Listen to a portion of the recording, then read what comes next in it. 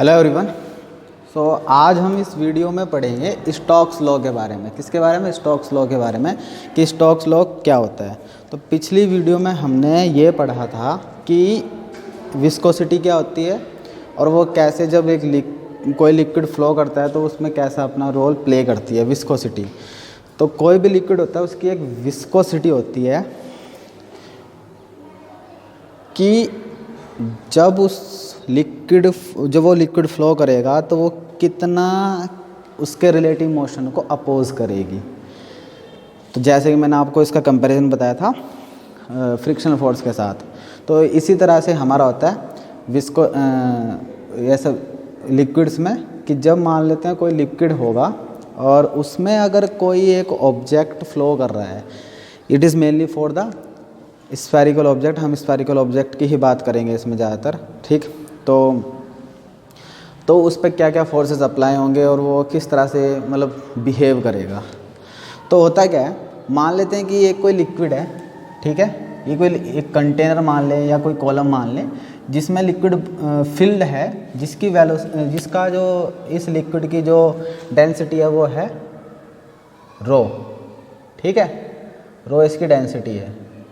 और सॉरी रो नहीं है, सिग्मा डेंसिटी मानता हूँ मैं इसकी, सिग्मा, ठीक है। सिग्मा क्या है? Density of liquid, sorry liquid ना बोल के इसे फ्लूइड बोलते हैं। कोई भी फ्लूइड हो सकता है, जरूर नहीं लिक्विड हो, गैस भी हो सकती है, ठीक है। और ये आप लोगों का कोई भी ऑब्जेक्ट है जिसकी डेंसिटी आप लोगों की रो, ठीक है, उसकी रेडियस आर है। आई होप कि आप लोगों को दिख रहा होगा, ठीक है। नाउ तो मान लेते हैं ये इसमें ड्रॉप करना स्टार्ट हुआ, मतलब नीचे गिरना स्टार्ट हुआ, ठीक है। आप एग्जांपल ऐसे जैसे कि रेन ड्रॉप आसमान से गिरती है, तो जब ये इसमें गिरना स्टार्ट करेगा तो इस पर ना दो फोर्सेस लगेंगे। जैसे ये लिक्विड में टच करेगा, लिक्विड में आएगा, तो इस पर दो फोर्सेस काम करेंगे। एक तो इसका मास जो कि नीचे की तरफ लगेगा डाउनवर्ड, और एक इसका क्या, लिक्विड में आने के कारण इस पर एक लिक्विड, ये जो लिक्विड है ये इस पर अप थ्रस्ट फोर्स लगाएगा, अप थ्रस्ट फोर्स। अब वो अप थ्रस्ट फोर्स क्या होता है पढ़ा हुआ हमने, ठीक, वो उसके बारे में डिस्कस कर बताएंगे अभी। तो जब ये नीचे नीचे फ्लो करेगा तो जी के कारण, जी इज़ द एक्सेलरेशन के कारण इसकी ना वेलोसिटी बढ़ती रहेगी, ठीक है। जैसे जैसे इसमें इसकी वेलोसिटी बढ़ती रहेगी तो यानी इस एक्सेलरेशन बढ़ रहा है इसका, तो यानी इस पर फोर्स बढ़ता रहेगा। तो जैसे जैसे फोर्स बढ़ते रहेगा तो इसमें ना अपोजिट डायरेक्शन में एक फोर्स बढ़ता रहेगा। स्टोक्स ने हमें ये बताया कि इस पर हमेशा क्या होगा, जैसे ये जो ऑब्जेक्ट है, स्फेरिकल ऑब्जेक्ट है, ये इस लिक्विड में नीचे नीचे आएगा, तो इस पर ना उसी जितनी इसकी वेलोसिटी गेन करेगा ये लिक्विड, तो उसी के हिसाब से इस पर एक अपोजिट डायरेक्शन में फोर्स लगता रहेगा, ऊपर की डायरेक्शन में, जो कि लिक्विड के कारण लग रहा है इसमें, ठीक है। विस्कस फोर्स बोलेंगे हम उसे, और उसका फॉर्मूला होगा F = 6π/RV। ये हमें किसने बताया? स्टोक्स ने बताया। ये स्टोक लॉ है कि ये, अब इस पर कोई वो नहीं पूछेंगे हम कि ये कहाँ से आया, ठीक है। फिलहाल हमें सिर्फ ये जानना है कि स्टोक ने हमने बताया कि ये जिस फोर्स की जो वैल्यू होगी वो होगी 6π/RV। अब ये डिराइव कैसे किया, कैसे नहीं हुआ, ये हमारे उसमें नहीं है फिलहाल, पर हमें ये याद रखना है कि स्टोक्स जो है हमें ये बताता है जब कोई भी एक लिक्विड है उसमें कोई भी एक स्फेरिकल ऑब्जेक्ट नीचे की तरफ गिर रहा है टुवर्ड्स द ग्राउंड, ठीक है, तो उसमें क्या होगा, धीरे धीरे उसकी वेलोसिटी, ये तो हमको पता है। मान लीजिए ग्राउंड, इस लिक्विड को आप, ये लिक्विड नहीं है, कोई ऑब्जेक्ट है, जैसे वो h हाइट से गिरेगा तो नीचे बढ़ते इस पर एक्सेलरेशन लगता रहेगा, तो इसकी वेलोसिटी नीचे जाते इसकी वेलोसिटी बढ़ती रहती है। यहाँ पर इसकी वेलोसिटी 0, नीचे गिरेगा तो इसकी वेलोसिटी बढ़ेगी और कुछ मैक्सिमम मतलब वेलोसिटी अटेन करता रहेगा, हमेशा बढ़ती रहेगी। तो ऐसा इस लिक्विड में होगा क्योंकि इसमें एक्सेलरेशन लग रहा है तो इसमें वेलोसिटी बढ़ती रहेगी। स्टोक ने हमें ये बताया कि ये जो वेलोसिटी है, ठीक है, इस वेलोसिटी के कारण इसमें एक अपोजिट डायरेक्शन में फोर्स लग रहा होगा, विस्कस फोर्स, अपोजिट डायरेक्शन, इसके मोशन के अगेंस्ट लग रहा होगा। इसके मोशन के, प्लीज़ ध्यान दीजिए मैं क्या बोल रहा हूँ, इसके मोशन के अगेंस्ट ये फोर्स लग रहा है जिसकी वैल्यू होगी 6π/RV। सॉरी, इसको ईटा भी बोलते हैं, ये जो लिखा हुआ है, ये जो है ये इसको नीटा ईटा भी बोलते हैं इसको, मतलब सिंबल का नाम है, कुछ भी बोलिए आप इसे, ठीक है। तो ये है आप लोगों का कोफिशिएंट ऑफ विस्कोसिटी। तो वेयर आर इज द क्या, रेडियस ऑफ दिस स्फेयर, ठीक है, and v is the velocity. Please मैं आप लोगों को एक बात दोबारा बोल रहा हूँ कि आप ध्यान दीजिए कि ये जो स्टोक्स लॉ है ये सिर्फ स्फेरिकल ऑब्जेक्ट के लिए है, और ऐसे स्फेरिकल ऑब्जेक्ट के लिए बात कर रहे हैं हम, क्योंकि देखो फॉर्मूले में क्या है, रेडियस है। अब रेडियस तो एक स्फेरिकल ऑब्जेक्ट के पास ही होगी ना, उसके रेक्टेंगुलर या क्यूबाइडल कोई ऑब्जेक्ट होगा तो उसके पास तो होने से रही, ठीक है। रेडियस होती है तो स्फेरिकल ऑब्जेक्ट के पास ही होती है। नाउ ठीक है, तो अब जैसे जैसे इसकी स्पीड बढ़ती रहेगी ना, स्पीड बढ़ती रहेगी, वेलोसिटी बढ़ती रहेगी, तो इसका ये जो फोर्स है, देखो फॉर्मूला क्या है, 6π/r_v, ये v बढ़ेगा तो ये फोर्स बढ़ेगा। अब एक टाइम पर ये जो विस्कस फोर्स है ये अपोजिट डायरेक्शन में लग रहा है इसके मोशन के, ये विस्कस फोर्स बढ़कर इतना हो जाएगा जितना कि इसके ग्राउंड टूवर्ड्स, ये विस्कस फोर्स ऊपर लग रहा है और ये विस्कस फोर्स इतना हो जाएगा जितना कि नीचे की तरफ इस पर फोर्स लग रहा है, mg जो लग रहा है इस पर, ठीक है, उसके बराबर हो जाएगा। अगर ये दोनों फोर्स इक्वल हो गए तो अब इस पर नेट फोर्स कितना हो गया, 0, और नेट फोर्स 0 हो गया तो अब इसमें एक्सीलरेशन होगा। सोचिए, अगर किसी ऑब्जेक्ट, कोई ऑब्जेक्ट चल रहा है, अगर उसमें नेट फोर्स में 0 कर दूं तो उस पर एक्सीलरेशन उसमें एक्सीलरेशन कितना होगा। फोर्स का फॉर्मूला क्या होता है, मास इनटू एक्सीलरेशन। इसका कुछ मास तो है ही, लेकिन जब फोर्स 0 हो गया तो एक्सीलरेशन भी क्या हो जाएगा, 0, है ना, एक्सीलरेशन भी क्या हो जाएगा, 0 हो जाएगा। एक्सीलरेशन 0 होने का मतलब ये नहीं है कि वो रुक गया, एक्सीलरेशन 0 होने का मतलब है, एक्सीलरेशन होता है आपका चेंज इन स्पीड, यानी जब उसकी वेलोसिटी है और वो चेंज होना बंद कर देगी, ठीक है, लेकिन वो चलता रहेगा। एक्सीलरेशन 0 होने का मतलब है यूनिफॉर्म वेलोसिटी, अब वेलोसिटी चेंज नहीं होगी, वो यूनिफॉर्म रह जाएगी, यानी वो यूनिफॉर्म मोशन को अटेन कर लेगा, ठीक है। तो टोटल कहानी अभी तक की है कि कोई भी एक कॉलम है, ठीक है, और वो एक फ्लूइड है, उस पर कोई स्फेरिकल ऑब्जेक्ट है r, वो ड्रॉप कर रहा है, नीचे के नीचे ड्रॉप कर रहा है, और जैसे जैसे वो नीचे ड्रॉप करेगा तो उसकी वेलोसिटी बढ़ती रहेगी। एक टाइम ऐसा आएगा कि उस पर ऊपर लगने वाला विस्कस फोर्स बराबर हो जाएगा नीचे लगने वाले फोर्स के। उस समय पर उसकी वेलोसिटी क्या होगी, वो कुछ वेलोसिटी अटेन कर चुका होगा और उसके बाद उसकी वेलोसिटी चेंज करना बंद कर देगी। अब यानी बढ़ना बंद कर देगी। अब यहाँ पर इसने मैक्सिमम वेलोसिटी अटेन कर लिया। अब इसके बाद जो नीचे मोशन करेगा वो कुछ फिक्स वेलोसिटी के साथ मोशन करेगा, उससे ज़्यादा इसकी वेलोसिटी नहीं बढ़ेगी। अब अगर ये वेलोसिटी नहीं बढ़ी तो यानी मैक्सिमम वेलोसिटी है, इससे ज़्यादा वेलोसिटी नहीं बढ़ने वाली। इसी वेलोसिटी को बोलते हैं हम टर्मिनल वेलोसिटी। क्या बोलते हैं इसको, टर्मिनल वेलोसिटी बोलते हैं।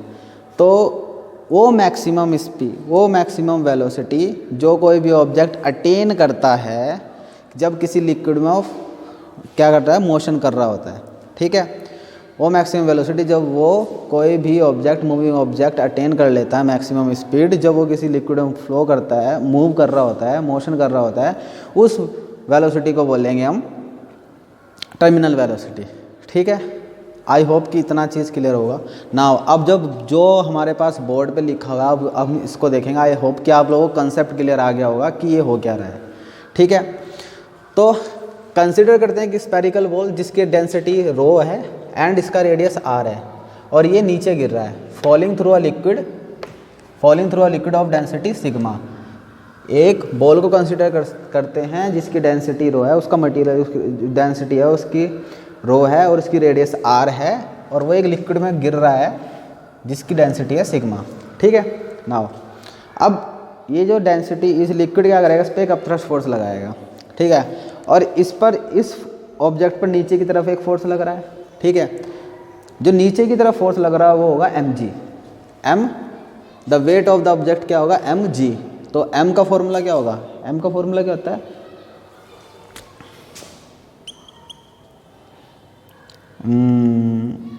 वॉल्यूम इनटू डेंसिटी, क्योंकि डेंसिटी का फॉर्मूला क्या होता है, mass upon volume. Mass upon volume होता है। तो यहाँ से m का फॉर्मूला क्या आ गया, रो v। तो हम इसकी m की जगह क्या लिखते हैं, v रो, और g की जगह g, तो हमने लिखा v rho g। This point is clear, ठीक है।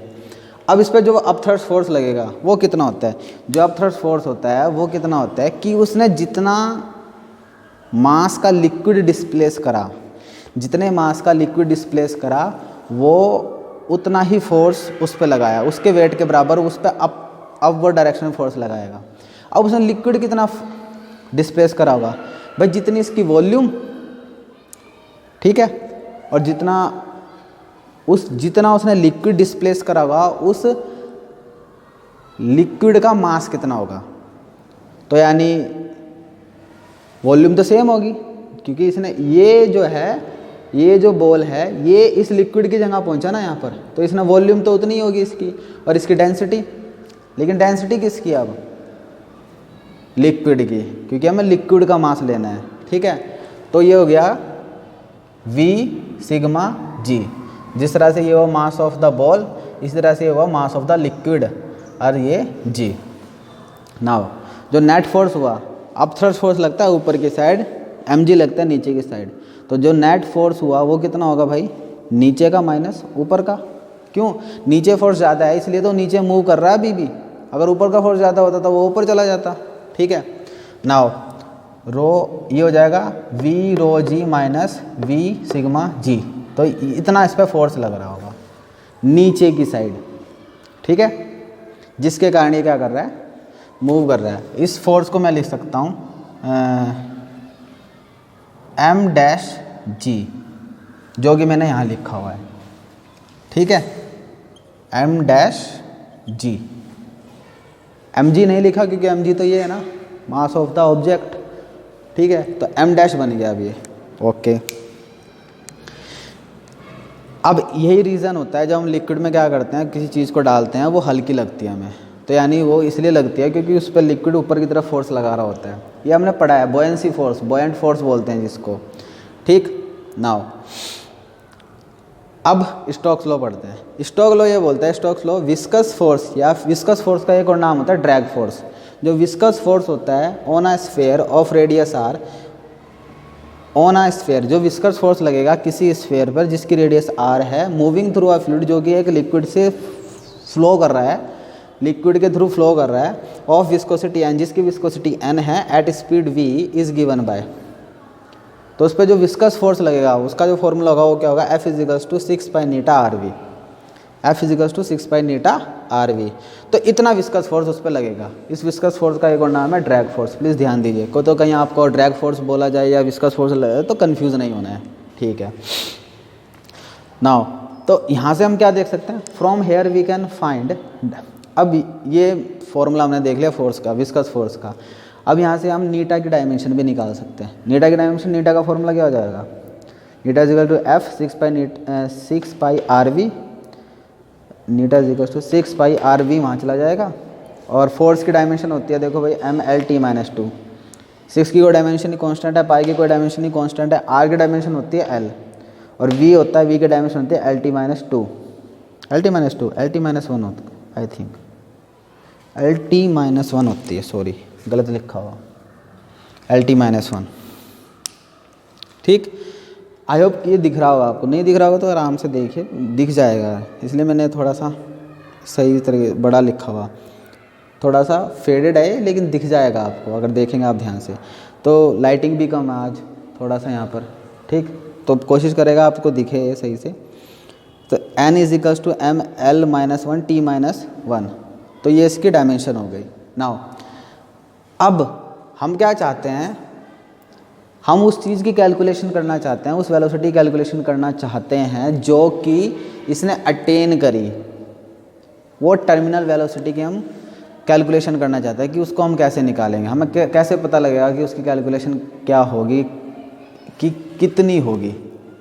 जब कोई बॉडी किसी लिक्विड में फ्लो करेगी तो उसकी कैलकुलेशन आपको क्या, अच्छा थोड़ा सा अगर हम सोचें, क्या लगता है कि ये वेलोसिटी, सोच के थोड़ा सा, किस चीज़ पर डिपेंड कर रही होगी। मेरे हिसाब से एक तो वो ऑब्जेक्ट कितना बड़ा है उस पर, और एक वो लिक्विड कैसा है, इस चीज़ पे डिपेंड करनी चाहिए ना। है ना।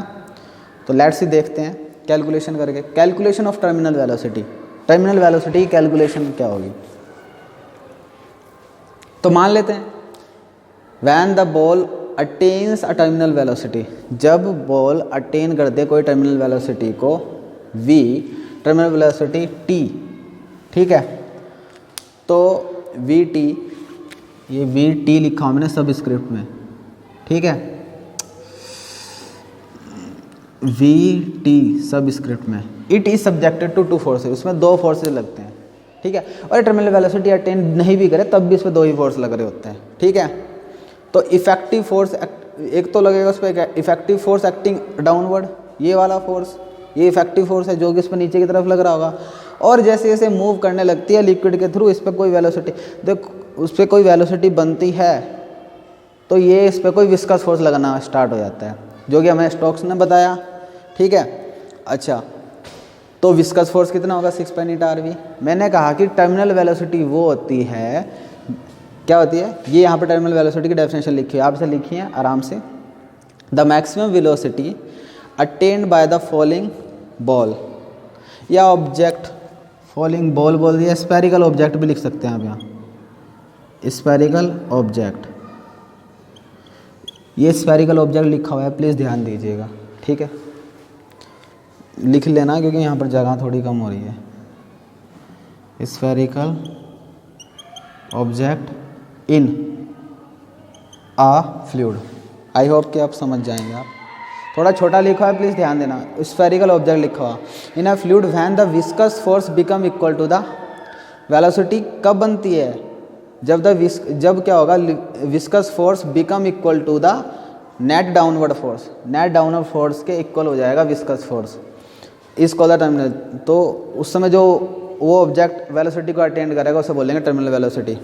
आफ्टर अटेनिंग दिस, इस वेलोसिटी को अटेन करने के बाद नो फर्दर एक्सीलरेशन हैपन्स, कोई भी फर्दर इसके बाद कोई भी एक्सीलरेशन नहीं होता है, एंड मोशन बिकम यूनिफॉर्म, और ये जो मोशन है ये यूनिफॉर्म बन जाता है, ठीक है। नाउ टर्मिनल वेलोसिटी पर क्या होगा, ये जो ड्रैग फोर्स है ऊपर वाला, ठीक है, ये क्या है, ड्रैग फोर्स, ड्रैग फोर्स है, ठीक है। तो ड्रैग फोर्स इक्वल होगा इसके, तो हमने लिख दिया ड्रैग फोर्स की वैल्यू क्या है, मैं इसे दोबारा से लिख देता हूँ, 6 पाई ईटा RV, T लिखा मैंने यहाँ, और इसकी वैल्यू क्या है 4/3 पाई r³। देखो ये बना था ना, मैंने सिर्फ वॉल्यूम की वैल्यू डाली है यहाँ पर। एक स्फीयर की वॉल्यूम का फॉर्मूला क्या होता है, 4/3 पाई r³ लिखा, रो की जगह रो, माइनस का ये, और ये g की जगह g, बाकी कुछ नहीं है इसमें अलग। तो ये 6 है, ये 4 है, तो ये 2 से कटा, 2 टाइम, ये कटा, डिवाइड होगा कितनी बार, 3 टाइम। नाउ Vt की वैल्यू निकालनी है, तो यहाँ ये जाएगा नीचे, तो 3 × 3 9 हो जाएगा, ये 2 बचा था 2, पाई से पाई कैंसिल हो गया, एक r से r कैंसिल हो गया, यहाँ स्क्वायर बच गया, तो 2r², 2/9r², rho minus g, rho minus sigma g/ईटा। तो ये बन गया टर्मिनल वेलोसिटी का फॉर्मूला। अब इस समय मान लो कोई लिक्विड है मेरे पास, उसकी विस्कोसिटी इज द कोफिशिएंट, यानी कांस्टेंट है, रो डेंसिटी कांस्टेंट है, ये भी constant, g acceleration due to gravity, ये भी कांस्टेंट है, इसकी वैल्यू 2/9 भी कांस्टेंट है। चेंज क्या है, चेंज क्या रहा, कोई भी हमारे पास लिक्विड गिवन है, और गिवन लिक्विड है और एक मटेरियल गिवन है कि भाई इसकी बॉल है, ठीक है। मान लीजिए हम आयरन की बॉल्स ले रहे हैं, ये आयरन की बॉल है, स्फेरिकल बॉल है, और एक मेरे पास छोटी बॉल है, एक बड़ी बॉल है, हम उसको डाल रहे हैं किसी लिक्विड में, वाटर में डाल रहे हैं, और हम बोल रहे हैं कि ऑब्जर्व करो कि भाई इसकी टर्मिनल वेलोसिटी पर क्या इफेक्ट पड़ेगा। तो क्या लगता है, तो जिसकी रेडियस ज़्यादा होगी, जिस बॉल की रेडियस ज़्यादा होगी उसकी टर्मिनल वेलोसिटी ज़्यादा होगी, यानी वो काफ़ी नीचे जाकर क्या करेगा, यूनिफॉर्म मोशन करना स्टार्ट करेगा। अदरवाइज़ बहुत नीचे तक जाकर उसकी वेलोसिटी क्या हो जाएगी, बढ़ती रहेगी। छोटी रेडियस का होगा तो जल्दी ही उसकी क्या हो जाएगी, छोटी रेडियस होगी तो जल्दी ही क्या होगी, वो टर्मिनल वेलोसिटी अटेन कर लेगा।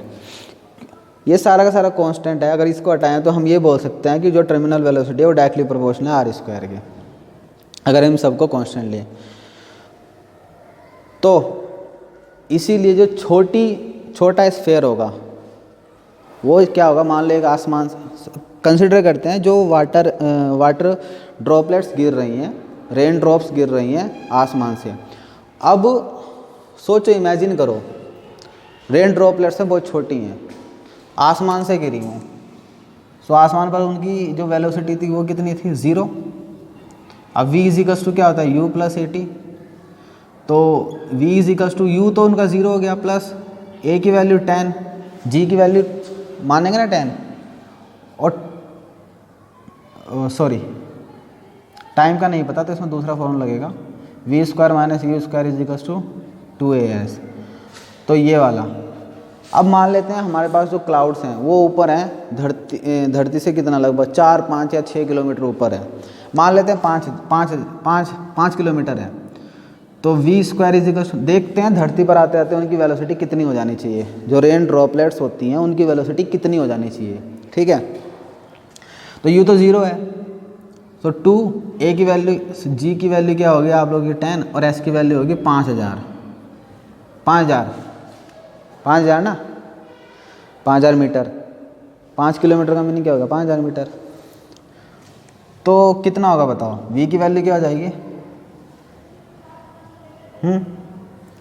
1 2 3 4, तो 2 0 तो यहाँ से आ गई, और 5 2 10, 10 किसका स्क्वायर होता है, 10 के आसपास होगा 3, लगभग 300 मीटर पर सेकंड की, 300 मीटर पर सेकंड, लगभग 300 मीटर पर सेकंड से उसे ड्रॉपलेट्स को हिट करना चाहिए। अब ये बहुत ज़्यादा स्पीड है, बहुत ज़्यादा, 300 मीटर पर सेकंड का मतलब बहुत ज़्यादा होता है। अगर इतनी वेलोसिटी से कोई हिट करेगा तो किसी को वो मतलब भले ड्रॉपलेट्स क्यों ना हो, वो उसको बहुत ज़्यादा हिट मतलब नुकसान पहुंचा सकता है। जो बारिश की, अब बारिश में इंसान होते हैं, भीगते हैं हम, अगर ये ड्रॉपलेट्स इतनी ज़्यादा वेलोसिटी से नीचे गिरेंगी तो ये हमें बहुत ज़्यादा नुकसान पहुंचा सकती थी। तो गिरना तो चाहिए, तो इतनी गिरती क्यों नहीं है, क्यों नहीं गिरती, इसके कारण ड्रॉपलेट्स होती है बहुत छोटी छोटी, ठीक है। ये क्या कर देती हैं, ऊपर से तो गिरती है, कुछ वेलोसिटी अटेन करती है, लेकिन थोड़ी वेलोसिटी अटेन, एक कुछ फिक्स वेलोसिटी अटेन करने के बाद ये क्या करती है, यूनिफॉर्म मोशन कर ले जाती है, उसके बाद इनकी वेलोसिटी अटेन नहीं होती, क्योंकि एयर भी क्या हमारा फ्लूइड है, तो एयर इन पे क्या लगाता है, अपवर्ड विस्कस फोर्स लगाता है, ठीक है। तो थोड़ी वेलोसिटी अटेन करते हैं, ऊपर से गिरते हैं, थोड़ी वेलोसिटी अटेन करते हैं, इसके बाद इनकी वेलोसिटी क्या होती है, यूनिफॉर्म हो जाती है। क्यों, ड्यू टू दिस, जो भी हमने पढ़ा है अभी, स्टोक्स लॉ, ठीक है। तो नेचर ने हमारे लिए हर चीज़ डिज़ाइन करी हुई है। अगर ये नहीं होता तो देखो, सोचो कितना, अब मान लो ओले गिरते हैं, ओले डेंजरस होते हैं बहुत। अगर ओले हैं पड़ रहे हैं, अगर आप ओले नीचे गिरे और आप नीचे खड़े हुए हैं तो वो बहुत ज़्यादा हिट करने वाले हैं आपको।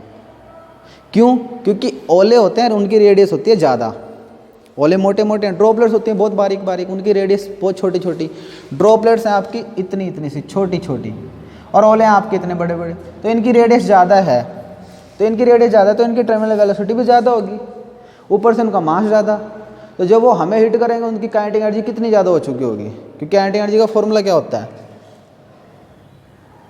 Half mv²। तो सोचो कितनी ज़्यादा काइनेटिक एनर्जी हो चुकी होगी उसकी। तो ये हमें बहुत ज़्यादा नुकसान पहुंचाते हैं इसलिए, है ना। लेकिन ड्रॉपलेट्स होती हैं बहुत छोटी, तो उनकी कुछ ही वेलोसिटी बनती है, और उसके बाद वो क्या करते हैं, अपनी टर्मिनल वेलोसिटी अटेन करने के बाद उनकी वेलोसिटी नहीं बढ़ती, और वो धरती पर, ग्राउंड पर उसी वेलोसिटी के साथ गिरते हैं जो उनकी टर्मिनल वेलोसिटी होती है, ठीक है। तो आज के बाद आप लोगों का ये भ्रम टूट जाना चाहिए कि जो रेन ड्रॉप्स है वो ऊपर से गिर रही हैं और वो क्या कर रही हैं, एक्सीलरेशन कर रही है। नहीं, वो एक्सीलरेशन नहीं कर रही हैं, वो यूनिफॉर्म मोशन में नीचे गिरती हैं, उनके पास उसमें यूनिफॉर्म मोशन होता है। ये लगता है हमें कि ऊपर से कोई चीज़ आ रही होगी, वो जो रेन ड्रॉप्स आ रही होंगी वो एक्सेलरेट कर रही होंगी, नहीं कर रही हैं, वो उनके पास क्या है, वो यूनिफॉर्म मोशन में आ रही हैं, यानी उनकी वेलोसिटी फिक्स हो चुकी है और वो बहुत ऊंचाई से उसी वेलोसिटी के साथ आ रहे हैं, इसलिए वो हमें ज़्यादा हिट नहीं करती है। बट कोई और बड़ा सा ऑब्जेक्ट अगर आप लें, मान लो पत्थर लें, अब उसकी रेडियस बहुत ज़्यादा है, उसकी रेडियस बहुत ज़्यादा है, तो भाई जिस तरह से उसकी रेडियस बढ़ेगी उसी तरह से उसकी टर्मिनल वेलोसिटी बढ़ेगी। टर्मिनल वेलोसिटी बढ़ने के लिए भाई डिस्टेंस चाहिए। तो ये पॉसिबल है, कोई बहुत बड़ा ऑब्जेक्ट है, उसकी वो ग्राउंड से पहुँचते पहुँचते वो ग्राउंड इतना पास हो उसके लिए कि वो टर्मिनल वेलोसिटी अटेन ही ना करे और तब भी उसकी वेलोसिटी बढ़ ही रही हो। इससे पहले ये पॉसिबल है कि कोई बड़ा ऑब्जेक्ट है, इससे पहले क्योंकि उसकी टर्मिनल वेलोसिटी बहुत ज़्यादा होगी, ये पॉसिबल है कि वो जो ऑब्जेक्ट है जो ऊपर से गिर रहा है वो टर्मिनल वेलोसिटी गेन ही ना करे ग्राउंड तक गिरते गिरते, तो वो हमेशा एक्सीलरेट ही करता रहेगा और हमें जब वो ग्राउंड पे हिट करेगा तो वो एक्सीलरेशन मोशन में हिट करेगा। लेकिन जो छोटी छोटी ड्रॉपलेट्स होती हैं वो यूनिफॉर्म मोशन में आती हैं।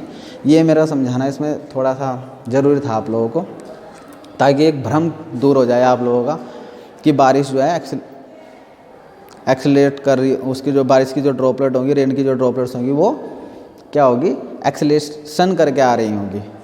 ठीक है, तो आई होप आज ये चीज़ तो समझ में आई होगी। ठीक है, नाउ मुझे आशा है कि समझ में आया होगा आप लोगों के। ठीक है, स्टोक्स लॉ नहीं आया तो आप लोग बता सकते हैं मुझे। ठीक है, और हम कुछ और ट्राई करेंगे, फिर नहीं आया तो आप लोग एक बार रिवाइंड करके, अगर आप देखेंगे तो रिवाइंड करके देख लीजिए। ठीक है, तो जैसा भी होगा मुझे बताएंगे। Now see you in the next video, thank you so much.